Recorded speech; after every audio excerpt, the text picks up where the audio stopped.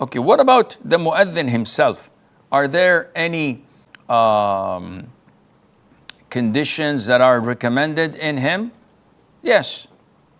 It is recommended that the mu'adhin is to be someone of good character and trustworthy. Why? I'm not going to get married to him, am I?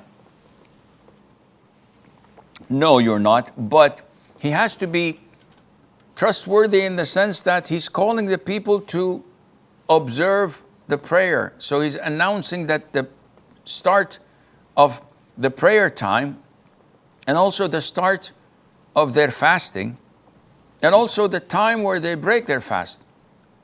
So imagine people are anticipating when to break their fast. It should be at 6 o'clock p.m. And the guy says, the poor things, they've been fasting for like 18 hours or 17 hours. Let me give them a break and call the adhan half an hour earlier. This is not permissible. And no one with real Islam would do something like that. This is why the person who calls the adhan has to be someone who's trustworthy and who is honest as well. Number two, he should be an adult.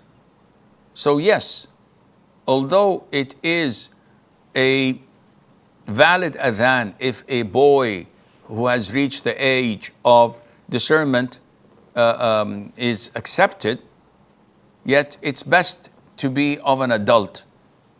Thirdly, he has to be knowledgeable of the times of the prayer. So he should know when the time begins and when the time ends. And this is the least of his knowledge that are required, because then he would not fall into mistakes. Fourthly, he has to have a soft and beautiful voice. This is why the Prophet told Abdullah ibn Zayd, may Allah be pleased with him, who saw the dream. He is more worthy of giving the adhan than anyone else. But because his voice wasn't so pleasant, so he ordered him to teach it to Bilal. And he complied with the instruction and the command of the Prophet ﷺ, and Bilal was the one known to give the adhan for the Prophet ﷺ and for the Muslims. Number five, it is recommended that he is in the state of purity, minor and major. Number six, it's highly recommended that he faces the Qibla. And number seven, it's also part of the recommended treats that when he calls the adhan, he takes his time. He does not rush it in the adhan. While in the iqamah, it's the opposite, the other way around. You don't say in the iqamah, Allahu Akbar, Allahu Akbar, Ashhadu an la ilaha illallah, and you pause. No, the iqamah is on the run. Allahu Akbar, Allahu Akbar, Ashhadu an la ilaha illallah, Ashhadu Muhammadan Rasulullah, Hayya ala salat, Hayya ala falah, Qad qamati salat. So it's quick so that the people stand up and they begin their prayer.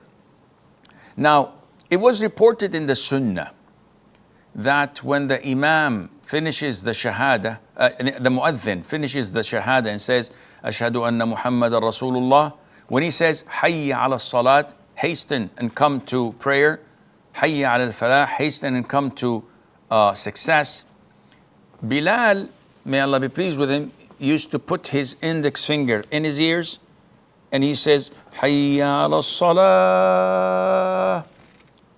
And then the same thing to the left. And this is understandable when you don't have loudspeakers. So you would like your voice to go all over the place and be spread. And if you do it in one direction, those on the right and the left would not have the chance to hear the adhan as well. So Bilal used to do that. Now a lot of the people make the mistake when they make the adhan through a microphone and they do this. What would happen? Would the objective of Bilal be achieved? Of course not. It would be against the objective of announcing the adhan to as many people as possible, because the moment you take your head away from the microphone, your voice level goes way down and objective is not attained.